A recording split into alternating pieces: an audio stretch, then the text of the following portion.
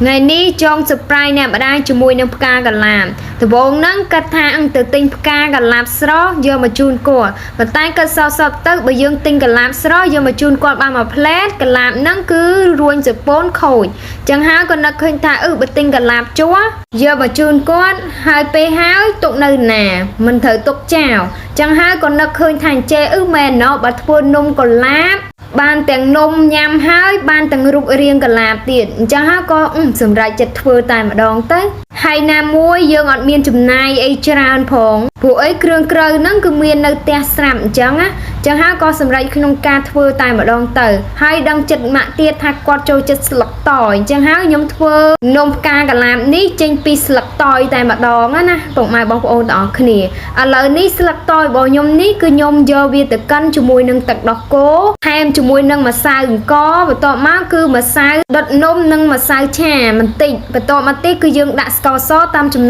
nồi chất hai bờ mình nhấp hai tọ mà tiết cứ dương chụp bo vi ở vi châu khỉ ấy sân máu chăm dương đã chùm mùi nâng bơ rồi có preng chà pro nộp pe đại dương đã vi châu tới hai dương giờ mà sai nôm nâng giờ tới chạ tới cứ vi ọt miến ọt châu khỉ tề cứ sự tồn chẳng hai ban dương đã chùm mùi nâng bơ rồi có preng chà nâng ai và tọ mà tiết cứ dương hôm vi chùm mùi nâng thong tụcระยะ pe ប្រហែលជា 5 នាទីសិនមកយើងទៅធ្វើគ្រឿងផ្សំមួយទៀតនោះគឺទឹកជ្រលក់ហើយទឹកជ្រលក់នេះគឺខ្ញុំធ្វើពីនំស៊ុបកាឡាណាពុកម៉ែបងប្អូនទាំងអស់គ្នាគឺនំ Oreo របស់យើងនឹងនំ Oreo ហ្នឹងគឺខ្ញុំយកវាទៅកន្លុកជាមួយនឹងទឹកដោះគោហើយទឹកដោះគោនេះចង់កន្លុកជាមួយប្រភេទទឹកដោះគោអ្វីក៏បានដែរអត់មានបញ្ហាឲ្យតែទឹកដោះគោហើយយើងអត់មានដាក់ស្ករចូលជាមួយណាកន្លុកតែនំ Oreo ហ្នឹងជាមួយនឹងទឹកដោះគោរបស់យើងទេហើយទឹកជ្រលក់នេះគឺខ្ញុំធ្វើខាប់ខ្ញុំអត់ធ្វើរាវទេចូលចិត្តបែបរាវក៏បានដែរអត់មានបញ្ហាគ្រាន់តែយើងដាក់ទឹកដោះគោច្រើនឬក៏តិចនឹងឯង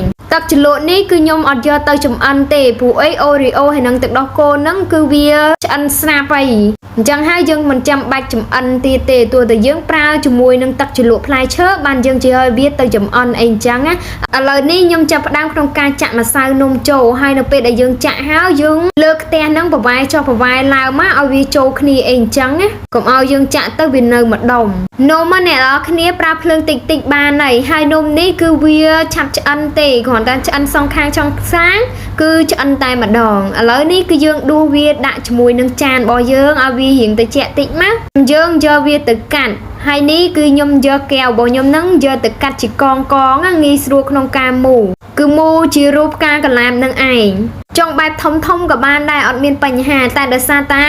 ផ្ទះនំរបស់ខ្ញុំហ្នឹងវាមានតិចអញ្ចឹងហើយខ្ញុំកាត់ជាចំណិតតូចទៅបានមូទៅវារៀងក្រែដែរអញ្ចឹងណាកុំឲ្យវាតិចពេកឥឡូវនេះគឺរួចរាល់ហើយគឺយើងមូបែបនេះមកយើងយកវាទៅដាក់បញ្ជាន់គ្នាដើម្បីមូវាជារូបផ្កាកន្លាមអីអញ្ចឹងណាហើយផ្កាកន្លាមនេះយើងចង់មូប្រមាណតងក៏បានដែរចង់និយាយថានំហ្នឹងយើងដាក់ប្រមាណប្រទេសក៏បានដែរអត់មានបញ្ហាទេតាមចំណងចំណូលចិត្តរបស់យើងប៉ុន្តែប្រទេសនេះដោយសារតែខ្ញុំតូចពេកអញ្ចឹងហើយខ្ញុំក៏សម្រេចចិត្តថាដាក់វា5ត្មងទៅឲ្យវាមូទៅវាចេញផ្កាស្អាតអញ្ចឹងណាបើយើងដាក់3ឬក៏2អីគឺមូទៅគឺអត់ឃើញទេវាឃើញតែ snow របស់វាអញ្ចឹងណាហើយបើយើងដាក់ច្រើនរត់ទៅល្អតែដោយសារតែនំខ្ញុំគឺតិចនឹងឯងអញ្ចឹងហើយដាក់តែ5បានហើយក្បាច់ក្បោកន្លែងនេះយើងចង់មូវាបែបនេះក៏បានដែរអត់មានបញ្ហាឲ្យប្រទេសធំអញ្ចឹងណាឲ្យវាមើលទៅរត់ទៅដូចផ្កាកន្លាបនឹងតែម្ដងហើយធ្វើបែបហ្នឹងតួ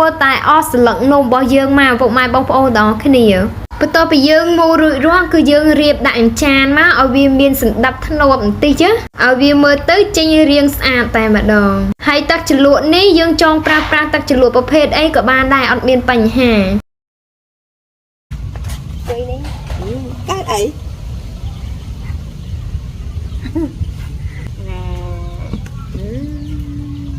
កាឡាទឹកកាឡាកូនកាឡាបរូបកាឡាបរូបអីណារូបកាឡាបតាកាឡាបកាឡាបពណ៌ខៀវញ៉ាំមើលឆ្ងាញ់ទេទៅលក់ហ្នឹងណាតិចណាអឺនោះទឹកកាឡា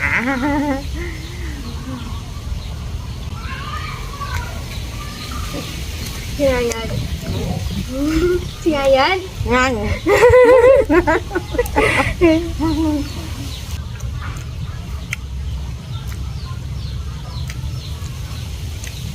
mua được thích nghiệp thích nghiệp sọc bà là chứ lượng mua sọc bà là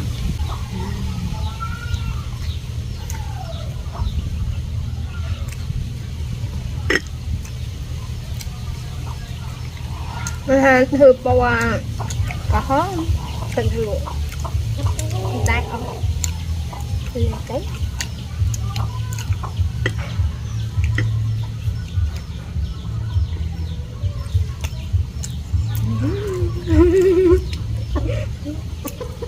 nè